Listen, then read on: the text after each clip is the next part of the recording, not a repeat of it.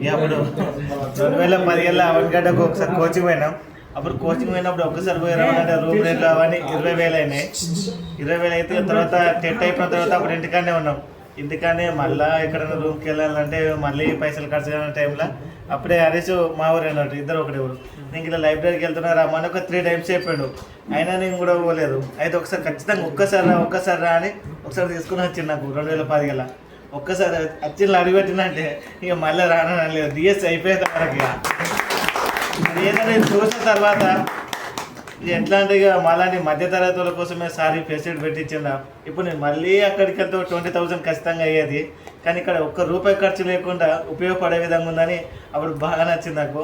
ఆ తర్వాత కొన్ని రోజులకు ఫస్ట్ టైం 24/7 యూజ్ చేసింది మేమే. అప్పుడు వినయ్కి చెప్పినాం కింద మేము మొట్టమొదటిగా సార్తో మాట్లాడి ఇక తాళాలు కూడా ఇప్పించాడు. అప్పుడు నేను హరీష్ దేవేందర్ అన్న అని ఉండేటోళ్ళము. ఆయన రైల్వే డిపార్ట్మెంట్లో ఇప్పుడు జాబ్ వచ్చింది. ఇక మేము ముగ్గురము మార్నింగ్ 9కి వచ్చేటోళ్ళం. వచ్చి మధ్యాహ్నం టిఫిన్ బాక్సులు తీసుకొచ్చేటోళ్ళం. హరీష్ నేను మధ్యాహ్నం 1 గంటలకు తింటోళ్ళం. మళ్ళీ సాయంత్రం 6 గంటలకు ఇంటికి వెళ్ళి మళ్ళీ అక్కడ అన్నం తిని లేదంటే కొన్నిసార్లు టిఫిన్ తీసుకొని వచ్చి నైట్ 11 వరకు చదువుకుంటున్నాం. మళ్ళీ 4కు లేచి మళ్ళీ 6 వరకు చదువుకొని మళ్ళీ 6కు ఇక మనం దస్తగిరి అంటాం కదా. ఇక దగ్గర వచ్చేసి ఇంకా లేవరా చలికాలం లేవరా ఇక నచ్చి లేపేసాడు కొన్నిసార్లు. ఇక మనం సప్తగిరి అంటున్నాం. ఇక ఆ రకంగా ఎంతో ఉపయోగపడేది. ఆ తర్వాత సార్ కూడా ఒకసారి అప్పుడు మా పరిస్థితి చూస్తే మధ్యతరగతిలో అనిపించేది. ఇక అప్పుడు సార్ కూడా ఒకసారి వచ్చిండు. సార్ ఇట్లా యూజ్ చేస్తామన్న తర్వాత ఒకసారి గుర్తుంది నాకు. అప్పుడు ఇట్లా వే ఉండే ఇట్లా చేసేసి మీకు ఏమైనా బుక్కులు కావాలని అడిగాను. ఇక అప్పుడు మొహమాటంలో మేము ఏం చెప్పలేకపోయినాం. కానీ తర్వాత 2 రోజులకి ఇక్కడ జీకేకి సంబంధించిన మొత్తం బుక్స్ వినయ్ తీసుకొచ్చి అక్కడ పెట్టాను. ఇట్లా సార్ తీసుకొచ్చిన చెప్పాను. అవి ఎంతగానో ఆ టైంలో డబ్బులు కూడా ఎక్కువ లేకుండే. ఇక మీరు తెచ్చిన బుక్స్ వల్ల ఎంతో ఉపయోగపడ్డాయి. మళ్ళీ ఏంటంటే అప్పుడు కొత్తగా పర్స్పెక్టివ్ కూడా పెట్టారు. అప్పుడు వీళ్ళందరూ నాతో ఉన్న వాళ్ళందరూ ఇప్పుడు ఉన్నారు ఇక్కడనే. అదే ఫస్ట్ బ్యాచ్ నేను వచ్చినప్పుడు. ఇక వాళ్ళందరూ పర్స్పెక్టివ్ కూడా కొత్త సబ్జెక్ట్ పెడితే దీనికి ఎక్కడికి వెళ్ళాలంటే ఈ విష్ణన్న కృష్ణన్న రాజన్న మేమే వీళ్ళందరం కలిసి ఈ రూమ్లో డిస్కస్ చేసుకోవడం అన్నట్టు. అంటే ఇక్కడనే ఒక కోచింగ్ సెంటర్ కూడా దొరికేది అన్నట్టు.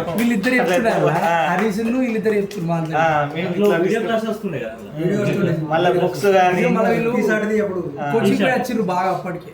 వీళ్ళందరితో డిస్కషన్. మళ్ళీ ఏమైనా క్వశ్చన్ తెలియకుంటే సోషల్కి సంబంధించిందంటే వినయ్ అడగాలి అంటే వాళ్ళు ఏ ఆర్టికల్ అయినా వినయ్ తక్కువ పెట్టాడు. ఇక అప్పుడు ఇక్కడ ఉన్న అతిపెద్ద ఇప్పుడు వినయ్కి ఫోన్ చేసి అడుగుతాను. నాకు సొసైటీలో ఏదైనా సోర్స్ కావాలి అని అనుకుంటే నేను ఫస్ట్ వినయ్కి ఫోన్ చేస్తాను, లేదంటే కరుణాకర్ ఫోన్ చేస్తాను. గవర్నమెంట్ కి సంబంధించి ఏ ఇన్ఫర్మేషన్ కావాలనుకున్నా నాకు ఫస్ట్ హ్యాండ్ ఇన్ఫర్మేషన్ కరుణాకర్, లేదంటే ఆ టైంలో అన్ని తెలిసిన వ్యక్తి కరుణాకర్ అని చెప్పటం అన్నట్టు. ఏ క్వశ్చన్ ఏం అడిగినా డీప్ గా దాని గురించి వివరించేటోడు. ఇవంతా ఎంతగానో ఉపయోగపడేది. ఇక అప్పుడప్పుడు టెన్షన్ కొన్నిసార్లు చదివి అలసట వచ్చిన ఆ టైంలో జాతరత్నాలు బ్యాచ్ లాగా ఆ ముగ్గురు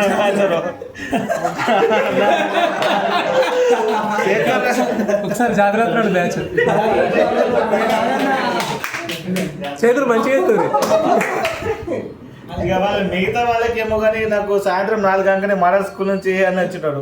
వాళ్ళ ఇష్టలు వచ్చి శేఖర్ ఏం చేస్తున్నాడు ఇంకా అప్పటికి అచ్చిపోతాం. వచ్చి చెప్పేసాడు. ఇప్పుడు మన వేనన్న రాజన్నకి ఏం చెప్పాడు శేఖర్ నేను ఒక చదివేటోని రాజుగారు ఊరికి నన్ను గోడ సినిమా పోయిందంటాడు. ఒక ½ అవర్ బాగా నవ్వించే విషయాలు వాళ్ళ బాల్యం గురించి ఇక అట్లా బాగా కనెక్ట్ అయ్యారు. కొంచెం పెయిన్ రిలీఫ్ లాగా వాళ్ళు బాగా అది అంటారు. ముగ్గురు ప్రత్యేకంగా ధన్యవాదాలు వాళ్ళకైతే. ఏ మెడిసిన్ లేకుండా అన్న వాళ్ళ బాల్యం చెప్పదు. మేము ముగ్గురం ఇట్లా చేద్దాము, ఇక మేము సినిమాకి రమ్మంటే ఈ అన్న రాకపోవు అందుకని అటు పోయిండు. మేము ఇట్లా పోయినాం. ఫస్ట్ ఇయర్ 7 పోయినాయి ఇక అని చెప్పాడు. పోయినాం 7 పోయినాయి ఇట్లా అని వాళ్ళే చెప్పారు. ఏ అవసరం ఉన్నా ఏ రకంగా ఉన్నా అందరూ ఫ్యామిలీ లాగా చాలా ఆదరించారు. అప్పుడు మెదక్ జిల్లాలో జాబ్ వచ్చిండే.